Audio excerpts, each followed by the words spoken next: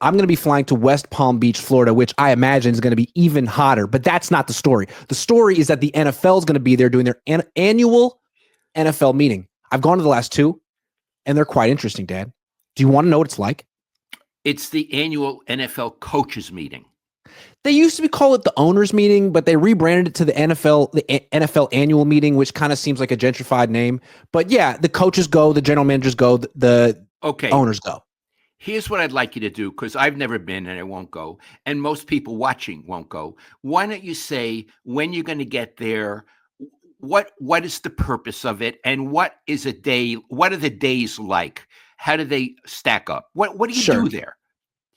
So the purpose of it is it's an opportunity for all the owners to get together and discuss rule changes. So the Lions have proposed a rule change to not make illegal contact on defense automatic first downs. They want that to be just a spot foul. Someone has proposed, I think it was the Packers, to get rid of the tush push. So we'll have all these discussions. Last year, they changed the kickoff rule at the owners' meetings. But it's also an opportunity for everyone to kind of schmooze and for the media to talk to the general manager and the coach at length after free agency. And the owner. One after another. So I'll get in on Friday just because I want to get in early. On Saturday, I'll play golf. Because you gotta rest a little bit. And then on Sunday it starts, I believe. First day, you'll talk to John Lynch. And you'll get there early in the morning. Probably the interview will be 7, 8 in the morning. And he'll be really alert, really bright-eyed. He'll shake your hand, he'll say your name. He might even do some off-the-record stuff. He'll be great. And he'll give the 49ers official spin on what's happening. And he'll do it with a smile. And he'll make it seem like they're confident about the direction they're going. He always sets the tone early. That's day one. So you talk to him, and then he's done around like 9 o'clock. And then you spend the rest of the day in a little media room with media people from all over the country, writing your articles and eating free food that you wish was a little bit better, but it's free. And it is better than the combine was just a shame. This should be better. Fresh fruit, pineapples. They have that stuff there. Yeah, that's what I'm saying. So that's the first day. Finish up, I'll go home, I'll do a stream in the afternoon, and then I'll do it again.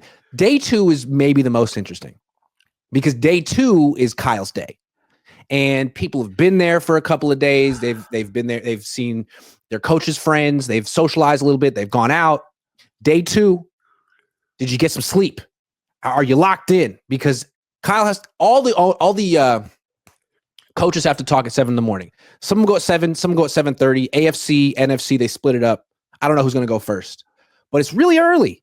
And Kyle doesn't seem like a real morning person for whatever reason. When we usually talk to him during the season, it's like 12, but this time it's 7, and he's usually about 10 minutes late, and he's usually drinking a lot of water, and he doesn't have the big smile like John Lynch. He's not as good at spinning whatever's going on. He's much more honest, and if he doesn't say it with his words, he says it with his face. So I look forward to the Kyle Shanahan press conference at 7 in the morning. It feels like he's on truth serum. 7 in the morning is 4 in the morning for him. It's rough. That's right. That's right. We're not going to be on West Coast time yet. So that's day 2. Then day 3, we get Jed. So you've talked to the coach, you've talked to the general manager, and then Jed's going to be interesting because they're reacting to him this year. He's the one, him and his parents have decided that this year is the reset, recalibration, spend less money year.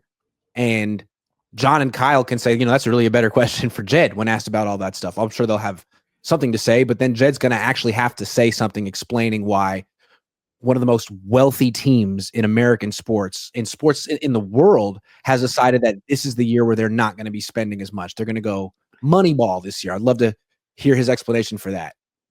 Then you got more writing, and then it all culminates with a big cocktail party on the 3rd night. And the owners will be there. Jed will be there. John Lynch will be there.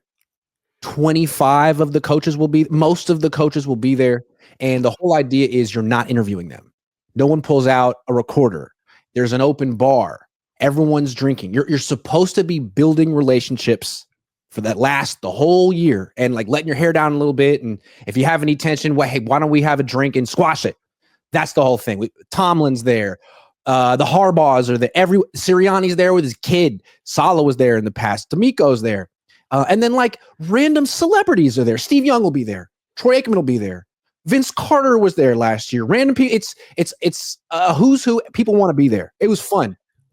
But Kyle wasn't there last year. I know he's gone to these cocktail parties in the past, and I was even in communication with the PR director like the morning of. He was reminding me like, Grant, this is a real casual affair. You know, we're not grilling the coaches here like I would be grilling Kyle. I was like, no, I understand, man. I'm a good time guy. I can have a good time, but Kyle didn't show up. I don't know. I think from what I heard, he went off and did his own thing with McVay and LaFleur, his buddies. They also didn't show up. So Kyle Watts on the last day. I've never actually gone to a cocktail party with Kyle. Be really fun to actually get him a drink, have a drink with him, and see if we could do that for 5 minutes. It'd be that's and then I go home. That's the whole event. What day do you come home? Thursday? I come home on Thursday. I don't know if I did this right. I'm not exactly sure why I'm spending 6 nights there. It made sense when I did it.